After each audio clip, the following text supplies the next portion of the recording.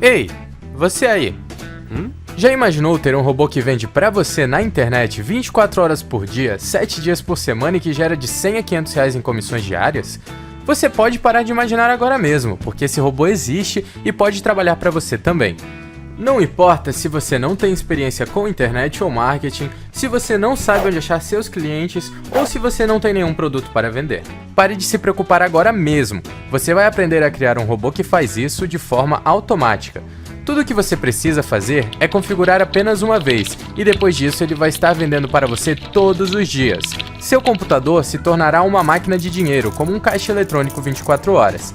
Aproveite enquanto esta técnica ainda está funcionando. Clique no botão abaixo deste vídeo para entender mais sobre como você pode construir o seu também.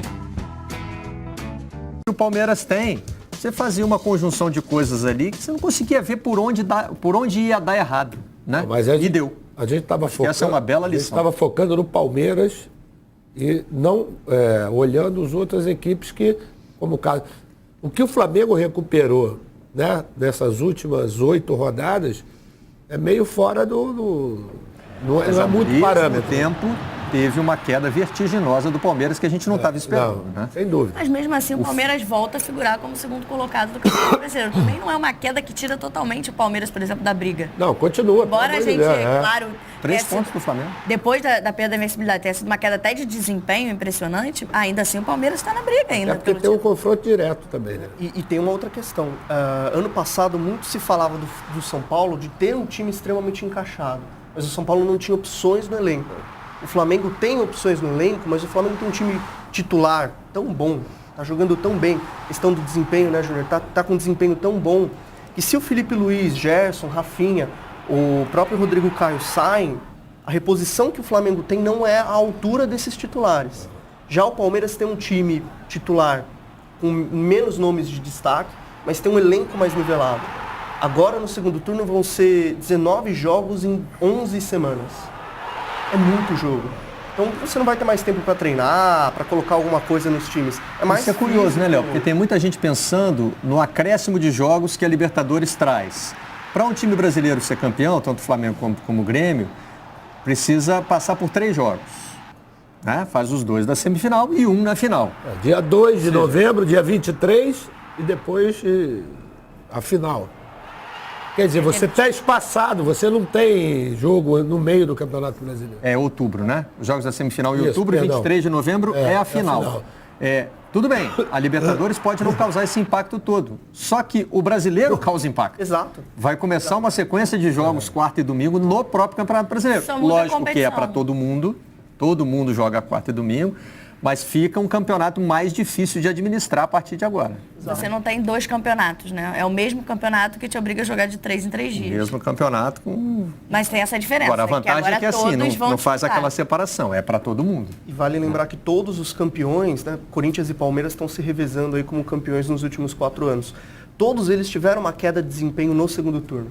O Corinthians do Tite de 2015, que talvez seja o melhor time, ele teve uma queda de desempenho e o próprio Tite assumia isso. O time não decolou tanto e aí fazia alguns jogos, resultado em alguns jogos jogando um pouquinho mais defensivamente, sem impor tanto o modelo. Em 2014, o Cruzeiro, que chegou à final da Copa do Brasil, a primeira Copa do Brasil que foi espalhada ao longo do ano, muita gente falava o cansaço do Cruzeiro. Então o segundo turno ele é muito... ele exige muito dos times. E acho que o Flamengo, eu não tenho esse dado agora, mas eu acredito que com os 2 jogos da semifinal, talvez o Flamengo não tenha uma semana de treino. Até novembro. Tá aqui até novembro. Uma semana completa. Ele joga, recupera, viaja, joga, recupera. Isso mata os times. Não consegue recuperar. Você só recupera e conversa. Na verdade, você chega em setembro, né, com praticamente o que você tinha que fazer de parte física já está construído. Manutenção, né? Que o saudoso Frank Alassi, né, que era o preparador físico nosso, que ele dizia, hoje é pijama treine. Ele dizia que é descanso. O pijama treine, ele dizia, tem que dormir, tem que descansar, que é para poder recuperar. O que a gente já fez já está dentro do esquema. E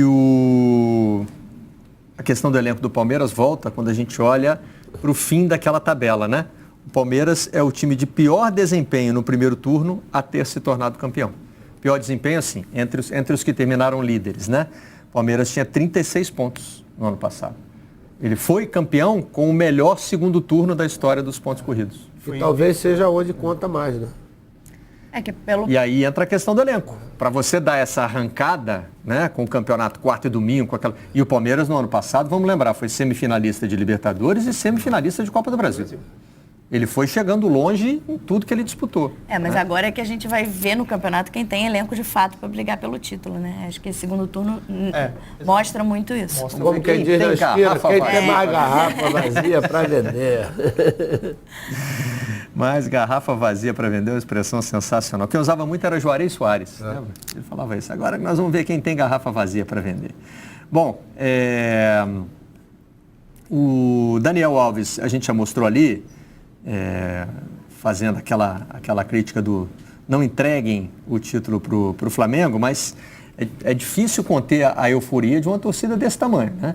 Sabe que ontem eu publiquei no Globo uma coluna que eu achei que ia ser criticada por ser anti-rubro-negra. E a primeira crítica que eu recebi é de que mais flamenguista do que aquela coluna é impossível. É difícil você entender esse sentimento com relação... Ainda mais na cabeça de um torcedor, né, que está no momento vivendo euforia. Eu falei, estava conversando com a gente aqui enquanto estava rodando ali. Sábado virei torcedor, né? Fui para Copacabana com meus amigos lá para ver o jogo lá. Era um Maracanã, em plena Praça Cerdeiro Correia. Até porque, né, Júnior, a procura por ingresso está muito maior do que a oferta, exatamente. Né? Muita gente que gostaria de ter ido, né, não foi. E eu vi as pessoas, todas elas de camisa, torcendo ali como se fosse a geral antiga do Maracanã. Mas eu tenho sentido uma euforia menor. Eu acho que, pelo menos aqui no Rio de Janeiro, eu tenho sentido ser torcedor do Flamengo, não sei se mais calejado pelos últimos anos, em que houve uma euforia muito grande e até se transformou numa piada, né, que virou a questão do cheirinho, que era o segue o líder. Eu acho que esse ano o torcedor do Flamengo está com muito medo de aceitar esse favoritismo ou de viver essa euforia. Eu tô sentindo o torcedor bem cauteloso ainda. Mais ou menos, Camila. Eu sinto mais ou menos festivo, fazendo essa festa. Acho que a sua timeline você precisa rever seus Eu entendo que tem torcedores que calam. Não vem com o negócio de segue o líder agora. Isso, não zica. Não zica, é isso aí. Não zica mais o Flamengo. Estão até fazendo esse tipo de brincadeira, mas assim, eu escrevi a coluna de domingo sobre o mengocentrismo. Tem uma época que não... Assim, o Flamengo já é o time mais popular, é o que tem mais torcida, ele domina o noticiário. E eu faço um meia-culpa, vocês da imprensa, que assim, é mais fácil uma notícia média do Flamengo virar manchete do que uma notícia mais importante dos outros clubes. Camila está no noticiário, sabe? Você já cobriu o Flamengo? Já. E já cobriu os outros clubes também. Hoje no Botafogo, eu sei quanto é difícil eu emplacar uma abertura de programa. Uma notícia comum no Flamengo, muitas vezes vai para a manchete como uma notícia comum do Botafogo não iria. Isso é verdade. Marcelo, isso é verdade. Mas isso não é de agora não, né? Não, sempre foi assim. Sempre. Quer dizer, no Flamengo, eu digo sempre, as coisas são sempre superdimensionadas. Para o bem e para o mal. Né? Qualquer tipo de notícia no Flamengo, a coisa toma uma proporção que às vezes ela foge completamente. Eu estou te falando porque eu fui jogador, fui treinador e fui dirigente ali dentro. Tá? Eu só tive, na verdade, a dimensão do que a coisa em termos de notícia quando eu fui dirigente. Porque enquanto você joga e você é treinador, é uma outra coisa, você consegue. Mas quando você é dirigente, caramba, que nego planta de histórias, né? De contratações ou de demissões. É um negócio assim... E agora, para quem não é Flamengo, juntou o pior de dois mundos. Porque já se fala normalmente de Flamengo e agora o Flamengo é o time da vez. Não, assim, não teria como não falar de Flamengo nem se a imprensa não quisesse. Né? Qualquer time que tivesse hoje na posição do Flamengo estaria dominando o noticiário, a manchete ia ser sobre o Flamengo, o tema de debate aqui no Redação e nos outros programas é Flamengo. E o Jorge Jesus, que de bobo não tem nada, já lançou aquela de que o Flamengo seria campeão em Portugal, top 6 na Inglaterra, né? E tudo isso ele sabe como isso repercute na torcida do Flamengo. Não tem dúvida nenhuma, né? Ele está sabendo usar exatamente porque hoje ele sabe qual é a dimensão, né, do comando que ele tem dentro de uma equipe super popular. E ele está sabendo usar esse tipo de coisa para... Mas enfim, como eu falei... a pauta. Como eu falei em mengocentrismo, achei que a torcida do Flamengo ia ficar brava comigo, mas recebi um e-mail de um torcedor dizendo que já me viu correndo de short do Flamengo na Lagoa. Eu não tenho short do Flamengo. Então, não era ou você. viu outro, ou você viu outro short. Eu tenho um short daquele da Alemanha. Se tivesse sido eu, com certeza, não tinha problema nenhum, né? Nós já mostramos os lances do jogo, não? Já que, né, o Flamengo está no centro da pauta aqui. Não, a linha de 3 zagueiros que o Sampaoli fez com que congestionasse o meio-campo com o Ferraz e com o Jorge jogando pelo meio, né, com mais os outros homens de meio-campo. Além do fato do Arrascaeta não ter feito a partida que normalmente ele vem, né? Ele esteve bem abaixo em relação aos outros companheiros de meio-campo. O próprio Gerson estava mais preocupado defensivamente do que na construção de jogadas. Porque do meio para frente, né, é aquela história, os caras vão resolver lá na frente. Deixa que se a gente não tomar, é o 94 do Parreira. Se a gente não tomar, a gente vai fazer. Então a preocupação era exatamente não tomar o gol, porque depois a ladeira ia ficar muito mais íngreme, né? E os caras realmente, com a jogada do Gabriel, resolveu o jogo de uma forma espetacular. O Santos já mostrou em alguns jogos nesse ano uma consistência defensiva muito grande. Contra o Red Bull, nas quartas de final do Paulista, fez a mesma partida que fez contra o Flamengo. Fechadinho lá atrás, pressionando a saída de bola. Até por isso o Gerson não avançou tanto, né? Ele é esse meia central do 4-1-3-2 do Jorge Jesus, que faz esse de área a área. E aí o Santos marcou muito bem as laterais do Flamengo. O Felipe Luiz e o Rafinha dão muitos passes para dentro. Mas eu acho que foi por isso, Léo, que ele optou por jogar com 3 zagueiros, né? Porque ele fechou o meio com o Ferraz de um lado e com o Jorge do outro. Então, quer dizer, ele congestionou o meio campo para não dar espaço, que é exatamente o que o Flamengo gosta, né? A intenção era já bloquear a chegada do Rafinha e do Felipe Luiz. Ele bateu de frente, né? Onde começa a armação. Bate de frente os laterais, né? O Felipe com o Rafinha ali, quer dizer, então você obriga a jogar pelo meio onde está congestionado. E mesmo que eles optassem por cortar pelo meio, eles tinham a dificuldade da marcação dos 3 zagueiros. O Flamengo ele cresce muito quando o Arrascaeta, Everton, o Gabigol que está se mexendo o tempo todo, né? Ele não guarda posição. Bruno Henrique também. Esses 4 caras se movem por dentro, né? No espaço entre as linhas. E recebem a bola dos laterais e do Gerson. Se você mata os laterais do Flamengo, anula esse jogo dos laterais e anula a chegada do Gerson, não vai ter a bola que alimenta o talento do Gabigol. Então o São Paulo e o Santos foi muito feliz nisso no jogo inteiro. E aí é um lance que decide. Né? É um lance que consegue decidir um jogo, que consegue fazer um time espetacular ser líder. O Santos já sofreu algumas partidas em que estava consistente defensivamente e erros individuais acabaram combinando com gols sofridos que atrapalharam o planejamento. Exato. Mas normalmente é um sistema bem consistente. Só que essas falhas individuais aconteceram algumas vezes nessa temporada, né? Agora, Fabiola, já começou um movimento para dizer não inventa para o Sampaoli? Porque muda o esquema e quando perde um jogo, se afasta da liderança, aí a crítica vem. Na verdade, e olha, ele não está muito preocupado não, viu, Barreto? O Sampaoli, claro, é um cara de muita personalidade e ele não está nem um pouco preocupado com esse apelido de professor Pardal aí, colocou o Jorge no meio campo, né, tirou ele da lateral.